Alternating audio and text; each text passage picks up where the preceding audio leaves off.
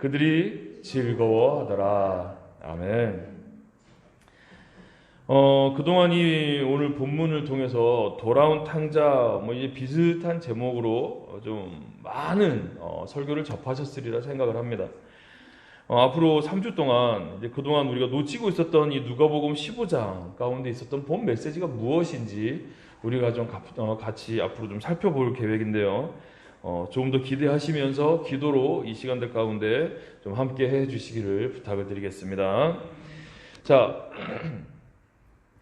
오늘 본문은 그동안 둘째 아들에게만 초점에 맞춰져 있었던 그런 본문이에요. 그렇기 때문에 돌아온 탕자라 하면 이제 잃어버렸다, 이제 돌아왔다, 그렇기 때문에 잃어버린 아들, 방탕한 생활 가운데 죽었던 아들, 그래서 돌아왔다.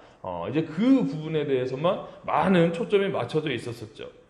그래서 이제 오늘은 일단 그동안 많이 살펴봤지만 이 둘째 아들에 대해서 우리가 조금 더 다른 시각으로 왜 이 비유가 예수님이 말씀을 하셨는지에 대해서 같이 한번 알아보시고, 다음 주부터는 우리가 좀 이제 큰형과 더불어 이 본문의 메시지는 어떤 뜻을 갖고 있는지 같이 좀 살펴볼 계획입니다. 자, 오늘 이 본문 누가복음 15장이 시작되어지는, 딱 잘라서 오늘 이 비유만 본다라면 둘째 아들에게만 포커스가 맞춰져 있어요. 그리고 제가 언제도 말씀을 드렸지만 이 큰형과의 갈등 관계 속에서 왜 이렇게 뜨뜻미지근하게 꼭 변을 보고 닦지 않고 끝내는 것과 같은 그러한 마무리를 지었을까, 이제 이해가 되지 않는 비유로 끝냈었는데, 기본 전제가 무엇이냐면 오늘 15장 1절과 2절 가운데 이제 이렇게 기록이 되어져 있어요. 오늘 이 본문을 왜 비유하셨는지, 그리고 이 본문을 통해서 설교를 하실 때 이 설교를 받아들이고 있는 이 대상이 누구인지 먼저 밝히고 있다는 것이죠. 그래서 오늘 15장 1절에 이렇게 기록이 되어져 있습니다. 제가 한번 읽어드릴게요. 모든 세리와 죄인들이 말씀을 들으러 가까이 나왔어요. 그러니까 지금 예수님이 이 비유를 하시는 그 청중들이 누구냐면 1차적으로 모든 세리와 죄인들이라는 것이죠. 이 설교를 듣는 대상은 지금 세리와 죄인이에요. 세리라 하면 이때 당시에도 다른 사람들의 재산을 착복해서 이 정부의 세금을 올리긴 올리되 자기가 굉장히 많은 수수료를 띄고서 일부만 세금을 올렸던, 그래서 같은 민족의 피를 빨아먹었던 이제 그런 사람들이 좀 세리로 비유가 되어져 있죠. 그래서 우리가 알고 있는 삭개오 같은 경우도 세리였고요. 이 성경에 많은 세리들이 등장하는데 이미지가 그렇게 좋지는 않아요. 그렇기 때문에 항상 죄 가운데 있는 사람들, 대표적으로 세리라고 얘기할 수 있죠. 근데 예수님께서는 이 삭개오를 찾아가셨다는 것 또한 우리는 염두에 둘 필요가 있습니다. 그래서 오늘 이 설교를 듣는 대상이 누구냐? 바로 이 세리와 죄인들이다. 자, 더불어 2절 가운데 누구냐? 이 설교를 같이 들고 있는 대상들이 누구냐? 바리새인과 서기관들이 수군거리고 있었다라는 것이에요. 그 자리에 세리와 죄인들도 있었지만 바리새인과 서기관들도 같이 함께 있었다. 그래서 저자가 어떻게 죄인을 영접하고 죄인들과 함께 음식을 먹느냐라고 정죄하고 있는 가운데에 오늘 예수님께서 이 비유, 그리고 오늘 이 비유에 앞서서 잃은 양의 비유와 드라크마를 잃어버린 그 한 여인의 비유를 먼저 하시고 우리는 보셔야 된다는 것이죠.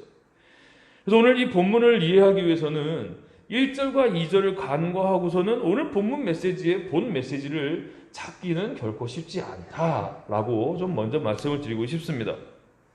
자, 그래서 오늘 이 예수님이 마지막 세 번째 비유로 하시는 이 비유, 이 잃어버린 한 마리의 양과 그 다음에 역시 잃어버린 이 한 드라크마를 잃어버린 여인의 이 비유를 왜 두 번 먼저 하고서 이 아들의 비유를 하셨을까? 이거는 이제 3주차째 같이 한번 좀 살펴볼 예정인데요.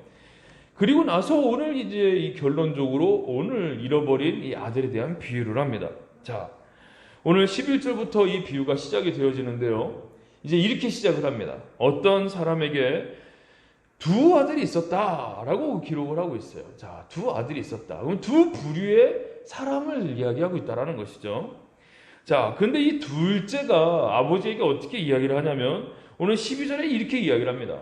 아버지 재산 중에서 내게 돌아올 분깃을 나에게 주십시오. 이렇게 이야기를 합니다. 자, 이 이야기가 무엇일까요? 내게 돌아올 분깃을 나에게 달라. 보통 부모님이 돌아가시면 그 재산을 상속받습니다. 그러니까는 언젠가 아버지가 돌아가실 때 가시고 나면 내가 상속받게 될 아버지의 그 재산, 그 분깃을 나에게 좀 미리 달라, 이런 이야기거든요. 그러니까 지금 멀쩡히 살아있는 아버지한테 가서 할 얘기는 아니죠. 아버지가 돌아가셔야만 법적 절차로 관례적으로 상속받을 수 있는 이 상속권인데 멀쩡히 살아있는 이 애비한테 와가지고 내가 언젠가 받을 내 재산, 나의 분깃을 달라고. 그럼 아버지가 당연히 할 수 있는 이야기가 뭐겠어요? 맡겨놨냐? 이게 네 거드냐? 이런 이야기 당연히 할 수 있잖아요. 너무나도 당연한 이치라는 것이죠. 그러니까 이 한마디 하는 것만 봐도 이 아들은 예의가 아주 바르고 깍듯한 아들은 아니다라는 것을 좀 미뤄 짐작할 수 있다는 것이죠.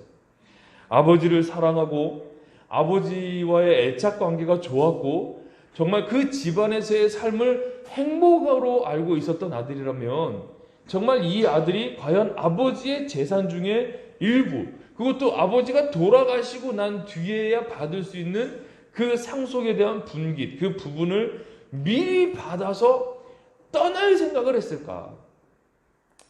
그렇다면 이 가정사를 좀 이해가 되겠죠. 아버지와 아들 관계. 아버지는 아들을 그래도 사랑해요. 왜냐하면 12절에 오늘 그 살림을 각각 나눠주었다라고 기록이 되어져 있어요. 두 아들이 있을 때 보편적 관례로 맏아들에게는 이 재산의 3분의 2를 상속을 해줬어요. 그리고 둘째 아들에게는 3분의 1 정도에 해당하는 재산을 상속해줬다는 것이죠. 그러면 이 아버지는 나에게 맡겨놨냐? 이렇게 이야기하지 않으셨어요.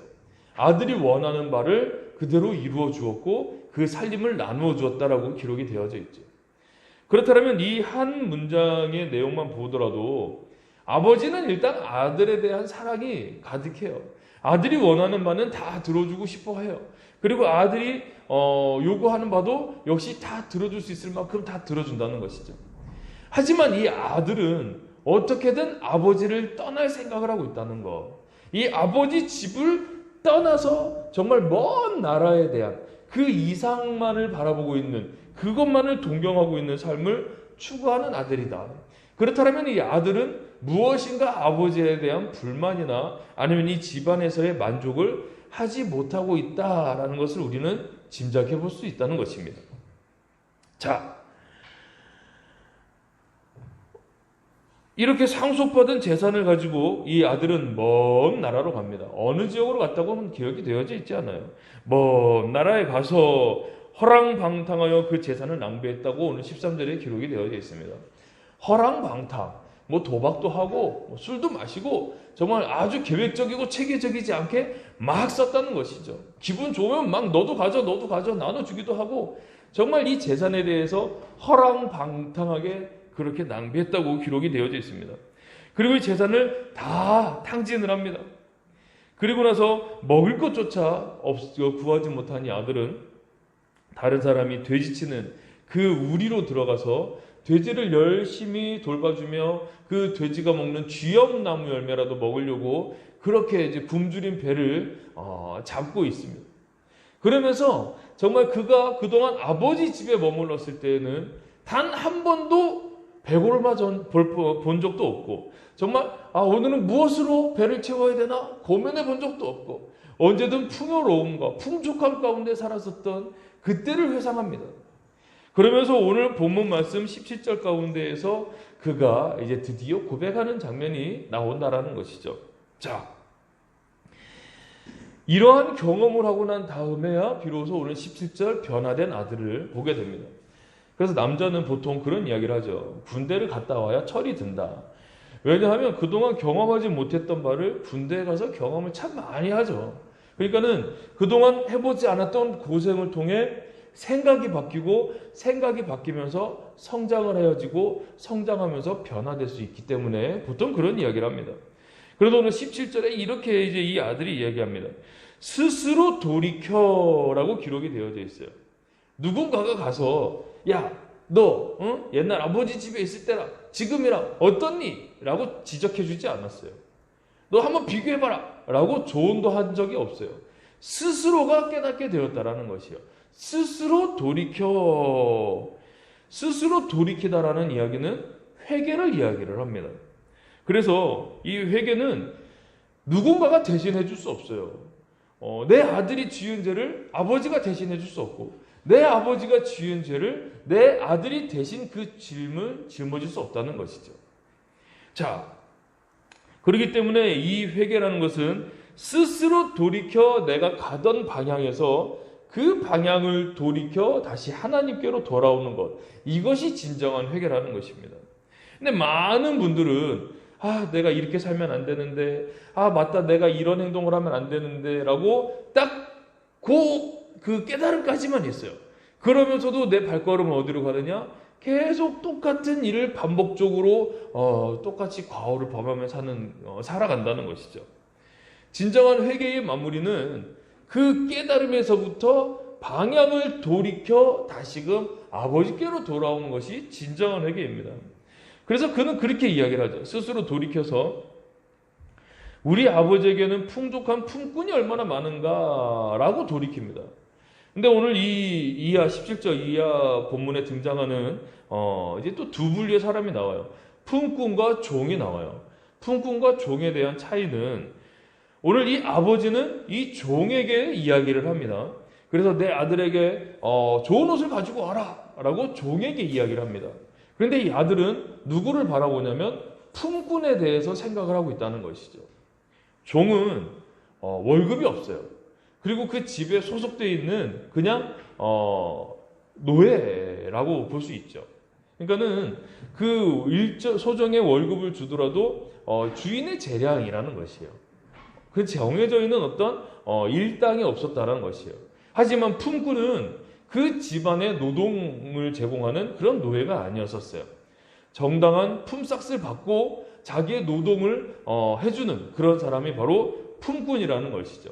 그래서 보통 하루 일당을 받고서 그 집의 일들을 대신 노동해주는 사람들이 품꾼이었어요.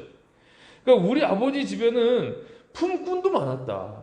그만큼 이 집의 재력을 나타내는 또 엿볼 수 있는 그런 부분입니다. 그러면서 이제 이렇게 이야기합니다. 깨달은 바가 바로 17절이고요. 18절 가운데 어떻게 하냐면 내가 일어나 아버지께 가서라고 그 깨달은 바에 대한 행동을 결정합니다. 내가 아버지께로 돌아가야 되겠다. 내 아버지 집으로 다시금 돌아가야 되겠다. 라는 생각을 했다는 것이죠. 많은 이 가출 청소년들이 집을 가출했다가 집에 돌아오지 못하는 경우가 있어요. 왜냐하면 내가 집에 돌아가더라도 우리 아버지가 나를 반겨줄 것인가? 라고 생각해 봤을 때 안 맞아 죽으면 다행이다 라는 두려움으로 못 갑니다. 내가 집을 나왔을 때 정당하게 나온 것도 아니고 아버지 속도 속이고 아버지를 정말 속상하게 하고 그러고 나왔기 때문에 집에 들어가자마자 아버지한테 귓방망이 맞지 않을까? 아버지한테 빠따 맞지 않을까라는 두려움으로 오히려 아버지 집에 못 들어가서 상습적 가출과 장기적 가출로 이어지게 되는 경우가 참 많다는 것이죠. 즉 돌아가고 싶어도 그 가정에서 이 아들을 받아주지 않으면 돌아갈 곳이 없다라는 것이요. 그런데 이 아들에게는 어떤 확신이 있었느냐? 내가 재산을 비록 다 탕진했고 내가 허랑방탕하게 삶을 살았지만 그러함에도 불구하고 아버지께로 가면 아버지는 나를 품꾼으로라도 받아주실 것이다 라는 확신이 있었다라는 것이죠. 그러니까 이 문장으로 미루어 짐작했을 때에도 역시 이 아들이 아버지의 이 인격, 아버지의 성품을 의심해 볼 수 없는 그런 사람임을 증명해 주고 있는 것이에요. 아버지의 성품은 굉장히 좋으신 분이었다. 아버지의 인격은 굉장히 훌륭한 분이었음에도 불구하고 자기의 어떤 충족되어지지 않은 자기의 어떤 불만적인 요소로 인해 그 아버지 집을 떠났던 둘째 아들이었다라는 것을 볼 수 있다는 것이죠. 언제든 나를 받아주실 우리 아버지. 내가 돌아가면 나를 품꾼으로라도 분명히 나를 안아주실 아버지를 알고 있었다라는 것이. 그 확신을 통해서 아버지께 돌아갈 생각을 합니다. 이건 참 칭찬받을 일이에요. 저도 많은 가출 청소년들을 만나봤었어요. 그러면서 했던 이야기 중에 하나가 무엇이냐면 어찌됐든 집으로 들어가라 라고 권면을 했어요.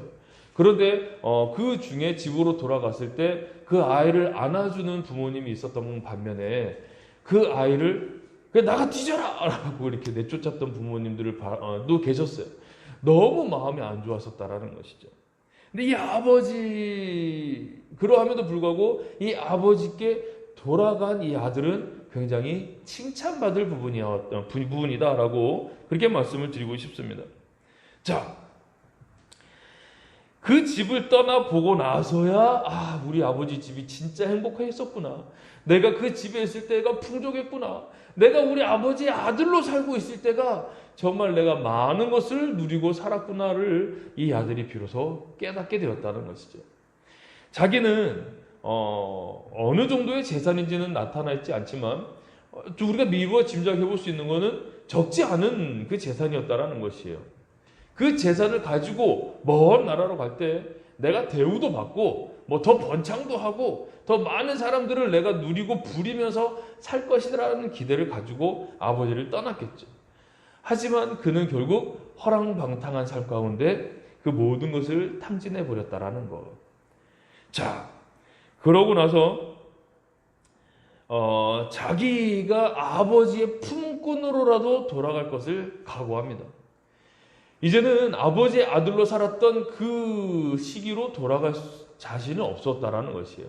내가 이제 내 노동을 통해서 정당한 아버지께 일당을 받고 내가 그 품꾼 중 한 사람으로라도 정말 내가 살아야 되겠다. 개가천선했죠. 옛날엔 생각도 없었고 정말 버르장머리도 없었던 그런 아들이었잖아요. 아버지 살아있지만 재산을 나에게 줄 거 미리 주세요 라고 버르장머리 없이 얘기했었던, 자기가 하고 싶은 대로 다 했었던, 이제 이런 철부지 아들의 모습이 아니다라는 것이죠. 또 한편으로는 이러한 이 경험이 좋은 약이 되었던 케이스다라고 또 말씀을 드리고 싶어요. 하지만 이런 고생을 하지 않고 지금 내가 처해 있는 이 상황이 참 감사한 거구나, 지금 내가 누리고 있는 이 행복이 참 감사한 것이구나 라를 깨닫게 된다면 이 아들로서는 더할 나위 없이 좋지 않았을까. 굳이 가서 재산을 다 허비하고 그렇게 탕진하면서 이러한 부분을 깨닫게 된 것이 그나마 다행이긴 하지만 참 안타깝다라는 생각도 하게 됩니다. 자, 그래서 이 아들은 아버지 집으로 돌아가 내가 품꾼으로라도 살 각오를 하고 그렇게 아버지 집으로 갑니다. 자, 아버지 집으로 돌아가며 서슴지 않고 실행을 했다라는 것, 이건 우리가 본받을 만합니다. 자, 이렇게 이제 아버지 집으로 향하는데요. 20절에 보시면 이렇게 기록이 되어져 있어요. 거리가 먼데 라는 기록이 되어져 있어요. 아직도 거리가 먼데 아버지가 그를 보고 치근히 여겨 달려가 목을 안고 그에게 입을 맞추고 펑펑펑펑 아마 반가워서 울지 않았을까 싶습니다. 자, 이때 당시에 뭐 휴대폰이 있었던 것도 아니었었어요. 뭐 메시지를 주고받을 수 있었던 것도 아니었고요. 주려면 서신을 주고 사람을 사서 서신을 주고받고 했었어야 될 상황이었죠. 자, 그런데 어떻게 이 아버지가 집에서부터 먼 거리까지 나와 이 아들이 오는 길목에서 이 아들이 오는 것을 알고 그를 맞이할 수 있었을까? 이것도 우리가 좀 생각해 봄직할 문제입니다. 이 아버지에게 언제 둘째 아들이 아버지 제가 몇 월 며칠 날 몇 시쯤 집에 돌아갈 것 같아요. 아버지 나를 품꾼으로 받아주실래요? 라고 미리 서신을 보내지 않았을 것이라는 것이에요. 왜냐? 사람을 사서 서신을 보낼 그 비용이 어디 있었어요. 당장 내가 먹을 그 한 끼의 식사도 구할 수 없는 돈이 없었다는 것이죠. 그렇기 때문에 뭐 사람을 사서 서신을 보냈다? 이거는 상상도 할 수 없었던 일이었었어요. 그런데 이 아버지는 어떻게 이 아들이 오는 것을 미리 알고 나갔을까? 예언자였을까요? 그것이 아니었다는 것이죠. 아들이 떠나고 이 아들의 소식을 먼 발치에서나마 들었을 것 같아요. 왜냐하면 이제 그 다음 주에 우리가 살펴볼 이 형이 언급하는 부분 중에 이러한 이야기를 하거든요. 30절에 아버지의 살림을 창녀들과 함께 삼켜버린 이 아들을 이라고 표현을 해요. 그러면 이 아들이 먼 나라에 가서 어떻게 살았다라는 소식을 들었긴 했다라는 것이죠. 그러니까 그 삶의 모습을 이 아버지도 알았고 형도 알았었다라는 것이에요. 그런데 이 아버지는 이 형과 똑같은 이 이야기를 들었을 때 치근한 마음을 가졌다라고 오늘 본문에 기록이 되어져 있어요. 다 탕진한 상황이기 때문에 미리 아버지께 연락할 수 없었지만 이 치근한 마음을 가진 아버지는 그날로부터 아마 매일 이 아들이 돌아올 그 길목 가운데 매일 나가 있었을 것이다. 이렇게밖에 말할 수가 없다는 것이죠. 아들이 언제 올지 몰라요. 정말 이 아들이 언젠가는 올 것이다 라는 확신이 있었다는 것이죠. 언젠가는 이 애비 품으로 올 것이다 라는 확신이 있었기 때문에 이 치근한 마음을 가지고 매일 거리가 먼 곳까지 나가 이 아들을 기다리고 있었던 아버지였다는 것이죠. 자, 매일 나가서 이 아들을 기다리고 있었기 때문에 어깨가 축 처져 돌아온 이 아들을 미리 발견하고 달려가서 아들을 얼싸안고 아들에게 입맞춤하며 아들을 데리고 올 수 있었던 이러한 아버지였다는 것입니다. 자, 그런 가운데 이 아들은 결심한 바를 아버지께 이야기합니다. 이제 21절 말씀이거든요. 아버지께 죄를 지었기 때문에 더 이상 아버지의 아들이라 불림을 내가 감당하지 못하겠습니다. 저도 일말의 양심이 있죠. 제가 이 상황에서 어떻게 아버지 아들로 내가 그렇게 다시 살아갑니까? 저도 양심은 있어서 감히 그렇게 해달라고는 이야기를 못하겠지만 아버지 품꾼 중 한 사람으로 나를 좀 채용해 주십시오. 그래서 내가 이제는 정당하게 노동하고 아버지 집에 정말 나의 노동을 하면서 내가 정당한 그 품삯을 받고 내가 살아가겠습니다. 이제 이렇게 이야기를 합니다. 자, 이렇게 이야기를 했을 때 이 아버지의 반응이 어떤 반응이었느냐. 이런 회개에 대해서 아버지의 반응은 종을 시킵니다. 이제 종은 아까도 말씀을 드렸죠. 집에서 이제 부리는 사람이죠. 제일 좋은 옷을 내어다가 입히고 손에 가락지를 끼우고 발에 신발을 신겨라 이렇게 이제 이야기를 합니다. 우리가 바라볼 부분이 무엇이냐면 가락지에 대해서 우리가 좀 바라볼 필요가 있어요. 자, 가락지는 손에 끼우는 반지예요. 그래서 이제 손을 많이 쓰거나 아니면 좀 이렇게 노동을 할 때 손으로 좀 이렇게 좀 힘든 노동을 하시는 분들은 손에 액세서리를 많이 하지 않아요. 저도 액세서리가 없습니다. 자, 왜냐하면 아무리 좋은 다이아몬드나 뭐 좋은 금반지를 손에 끼고 있을지라도 열심히 밭일을 하거나 아니면 좀 험한 일을 하게 되어지면 이 가락지나 이 액세서리가 망가지기 때문에 안 하는 게 더 편하다는 것이죠. 아깝잖아요. 그래서 이렇게 액세서리를 안 하는 경우가 좀 많이 있어요. 그렇기 때문에 이 가락지가 갖고 있는 의미는 좀 어떤 부요함의 그 이제 좀 귀족들, 손을 많이 쓰지 않는 사람들이 많이 하고 있었던. 그래서 우리나라도 보면 뭐 사모님의 대표적인 예가 막 설거지하기 불편한 이만한 알박힌 그런 반지들 많이 끼고 다니시는 게 나는 집안일 안 한다 그런 좀 자랑거리로 그런 반지를 끼잖아요. 이 가락지를 끼워주는 의미가 무엇이냐면 너는 이 가락지를 끼지 않고 있는 이 종들과는 다른 나의 아들이다 라고 이 아들권에 대한 복권을 이야기하는 것이에요. 너는 이래나 저래나 내 아들이다 라는 것. 지금 비록 네 손에는 돼지 우리를 치면서 네가 갖고 있었던 모든 가락지, 모든 액세서리를 다 팔아먹었지만 내 집에 들어온 순간 너는 내 아들이라 라는 아들권에 대한 복권을 나타내고 있는 것이에요. 그렇기 때문에 이 아버지가 이 손에 가락지를 끼우는 이 의미는 한 사람의 품꾼으로 채용한 것이 아니었어요. 그리고 이 집안의 종으로 받은 것이 아니었다는 것이죠. 다시금 아들로 이 아들을 받아들이셨다는 것입니다. 그리고 이렇게 이야기합니다. 살찐 송아지를 잡아다 우리가 잔치를 하자. 왜냐? 그 이유가 바로 24절에 나오는데요. 내 아들은 죽었다가 다시 살아났고 내가 잃어버렸던 아들을 다시 찾았다. 그렇기 때문에 기쁜 날이기 때문에 우리가 잔치하자라고 그렇게 이 아버지의 반응이 나타납니다. 자, 이렇게 큰 잔치가 벌어지고 있는 상황에 25절부터 이제 맏아들이 등장을 하는데요. 이 맏아들이 등장하는 장면은 이제 우리가 다음 주에 이제 연이어서 좀 살펴볼 예정입니다. 자, 오늘 이렇게 이제 1차적인 이 두 번째 아들에 대한 반응이 끝나요. 그러면 제가 아까 이 서도에서 말씀드렸다시피 이 설교를 듣고 있는 청중, 가장 중요한 것이 청중이에요. 이 설교를 듣고 있는 청중은 바로 두 분류의 사람이었다라고 제가 말씀을 드렸어요. 가장 주된 청중 중에 한 부류는 어디냐면 바로 이 바리새인과 서기관들이 바로 주된 청중들이었었어요. 바리새인들이다라고 하면 보통 이제 신앙이 아주 독실합니다. 그래서 율법을 잘 지키고요. 내가 이 철저한 율법을 내 자신에게도 아주 혹독하리만큼 적용을 시켜서 율법을 완벽하게 지키고자 노력했던 이 완벽주의자들이 바로 바리새인들이었었어요. 그래서 이 큰 사골에서 두 팔을 들고 이렇게도 기도합니다.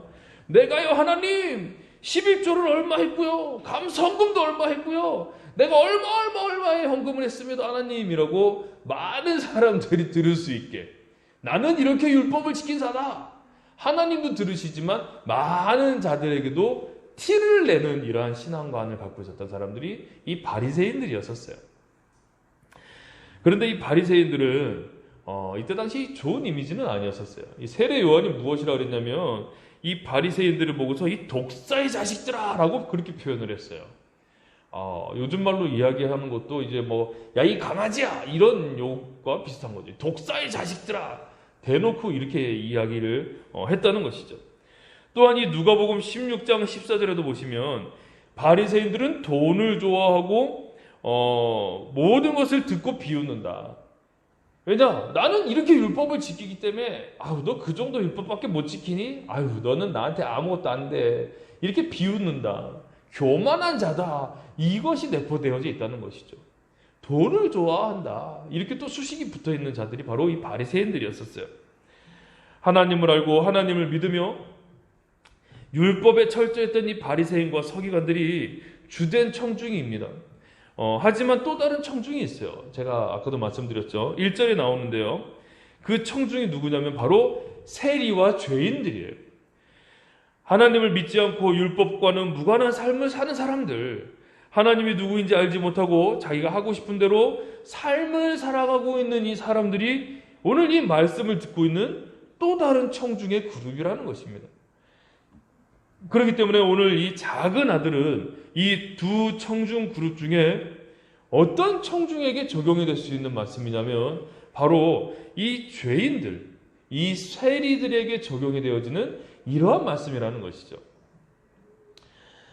하나님 아버지의 그 은혜가 얼마나 감사한 것인지, 하나님께 받고 있는 이 복, 그 특혜가 얼마나 큰 것인지를 깨닫지 못하고 여전히 세상에 나가 허랑방탕한 삶을 꿈꾸며 물질 만능주의에 빠져서 그렇게 아버지의 재산까지 탕진하고 갈취하였지만 결국에는 이 세상에서 다 잃고 그 누구 하나 나를 돌아봐 주지 아니하는, 그래서 세상에서 버림받고 세상에서 외면당하는 그 힘듦을 경험하며 날마다 살아가고 있는 이 청중, 바로 죄인들, 돼지우리에서 삶을 살아가는 이러한 둘째 아들의 삶은 바로 보편적인 죄인의 삶을 비유하여 말씀하고 있다는 것입니다. 그래서 이 둘째 아들이 대변하고 있는 이 모습은 바로 이 죄인에 대해서 아버지를 떠난 자들, 그들에게 이야기를 하고 있는 모습이라는 것입니다. 그런데 이러한 비참한 삶 가운데 얼마큼 빨리 회개하느냐, 그리고 더불어 그 회개함 가운데 길을 돌이켜 아버지께로 돌아가느냐의 차이에 따라 비참한 인생의 말로를 경험하느냐, 아니면 아버지의 아들로서의 복권을 경험하느냐, 그 차이라는 것이죠. 그래서 죄인들에게 이야기하는 바가 그것입니다. 지금 너희들이 원하는 대로 살아가고 마음대로 허랑방탕하게 살아가지만 결국 아버지께로 돌아오기만 한다면 너희들은 하나님의 아들로 살아갈 수 있다. 바로 이 본 메시지가 돌아온 아들, 살아온 아들에 대한 이 이야기가 바로 본 메시지라는 것을 우리는 아셔야 된다는 것이죠. 소식도 없고 연락도 모르는 이 둘째 아들을 아버지는 집에서 꽤 먼 거리까지 매일 나와서 이 아들을 기다립니다. 어느 한순간이 아들이 올지 모르기 때문에 그 순간을 놓치고 싶지 않은 아버지의 이 사랑으로 인해서 아버지의 일상의 모든 생활을 포기합니다. 자기의 모든 일상을 포기하고 이 아들을 마주 나간 이 아버지의 모습을 바라볼 수 있다는 것이죠. 이런 아버지의 모습을 바라본 큰형의 생각은 역시 다음 주에 우리가 같이 살펴볼 예정입니다. 자, 이렇듯 죄인 된 나 한 사람을 위해서 하루의 모든 삶, 모든 인생의 시간들을 포기하고 일상도 버려버린 채 나만을 기다리고 계시는 분이 누구시냐면 바로 우리 하나님 아버지라는 사실을 우리는 분명히 깨달아 아셔야 된다는 것이죠. 아멘이십니까? 돌아온 탕자도 대단한 사람이지만 더 대단한 분은 언제 돌아올지 모르는 아들을 매일 기다린 이 아버지의 사랑이 더 대단함을 발견하게 되어지는 오늘 본문이라는 것입니다. 아멘이시죠? 자, 이렇듯 다시 재회한 부자의 반응이 더 큰 감동이 됩니다. 아들은 아버지께 회개를 하며 자신을 품꾼으로 삼아서 비용을 지급받으며 그렇게 성실한 삶을 살아갈 것에 대한 각오를 아버지께 말씀을 드리지만 아버지의 반응은 전혀 예상 외였습니다. 죽었던 아들이 살아 돌아왔고 잃어버렸던 아들을 내가 되찾았기 때문에 살찐 송아지를 잡고 좋은 신을 신기며 아들로서의 그 복권을 권한을 회복시키는 이 가락지를 끼우며 잔치를 배설합니다. 자, 만약에 보편적인 아버지였으면 어떻게 했을까요? 뭐 한 10억의 집이 있다. 그러면 한 3분의 1이면 한 3억을 갖고 나간 아들이 그 돈을 다 탕진하고 돌아왔어요. 근데 지금 이 아버지의 재산은 좀 상당히 많을 거라 짐작을 해요. 왜냐? 집에 종도 있고요. 그 다음에 길르는 언제든지 잡을 수 있는 살찐 송아지들이 널려져 있는 집. 그리고 품꾼도 그만큼 많이 이제 거느리고 있었던 그만큼의 자산을 갖고 있었던 아버지였기 때문에 아마도 이 작은 아들이 갖고 나간 이 재산의 비용은 뭐 몇십억 단위이지 않았을까 싶어요. 이러한 크나큰 재산을 가지고 이게 다 탕진한 아들을 보편적인 아버지 같으면 역시 매일 집 대문에 나가 둘째 아들이 오나 안 오나 목 빠지게 기다리지 않았을까 싶어요. 그리고 이 아버지처럼 이 둘째 아들을 간절히 기다린 것이 아니라 손에는 골프채나 몽둥이를 들고 있지 않았을까. 돌아오면 네가 무슨 염치로 왔냐고 라고 아마 후드로 패면서 나가라고 내쫓는 아버지가 보편적인 아버지이지 않았을까. 왜냐? 재산을 다 탕진했잖아요. 자, 그런데도 불구하고 오늘 이 본문의 아버지는 전혀 그런 거 추궁하지 않습니다. 너의 잘못이 이러이러한 것지 않냐? 이렇게 이야기하지도 않습니다. 그냥 그 있는 그대로의 아들을 받아주신 그 하나님 아버지의 모습. 즉 우리가 어떠한 죄를 지었든 얼마만큼의 재산을 탕진했던 정말 누구에게 큰 손해를 끼쳤던 간에 하나님께 돌아가기만 한다면 너 왜 이런 죄를 지었었니? 너 또다시 이런 거 지을 거니 안 지을 거니 갔었어 라는 것들 요구하지 아니하시고 그냥 사랑으로 품어주시고 안아주시는 하나님의 모습을 우리는 이 아버지를 통해 볼 수 있게 된다는 것입니다. 아멘이십니까? 오늘 이 시간도 아버지 되시는 우리 하나님께서는 집 먼 곳까지 나와 내가 돌아오기만을 그렇게 기다리고 계십니다. 코로나19가 창궐하여 이 사회적 거리두기가 4단계로 발동되면서부터 어언 7주간 이제 이렇게 이 7주가 된 상황에 여전히 세상을 동경하고 허랑방탕한 삶을 꿈꾸며 어떻게 해서든 내가 아버지를 떠나 예배를 하지 않을까 이런 궁리만 하고 산다라면 분명 우리는 둘째 아들과 똑같은 생각을 하는 그러한 부류의 사람이라고 생각해 볼 수 있을 것 같습니다. 비록 그런 생각을 내 마음속에 품고 계셨더라도 이 시간 우리가 해야 될 것은 그 발걸음을 돌이켜 아버지의 집을 향해 가는 그 실행의 삶으로 하나님께 나가셔야 될 줄로 믿습니다. 아멘이십니까? 그렇게 나간다라면 하나님께서는 분명 너 왜 재산을 당진했니? 나가보니 좋더냐? 좀 더 고생하고 오지 그러냐? 라고 하지 아니하시고 묵묵히 잘 돌아왔다고 살아 돌아온 아들이라고 그렇게 목을 안고 내 손에 가락지를 끼워주시며 아들의 신분을 다시금 회복시켜 주신 그러한 아버지 집으로 나를 인도해 들어가실 것이라는 것이죠. 어느덧 어수선하게 이제 8월이 끝났습니다. 새롭게 맞이할 이 9월의 삶은 우리가 다 같이 정말 풍족하고 풍요로우며 부족함 없고 모든 것을 누릴 수 있는 이 아버지 집에 머물면서 아버지의 보호를 받고 아버지와 함께함이 정말 복임을 그렇게 고백하시며 그렇게 승리하시는 우리들의 귀한 삶 될 수 있기를 예수님의 이름으로 간절히 축원합니다. 잠시 기도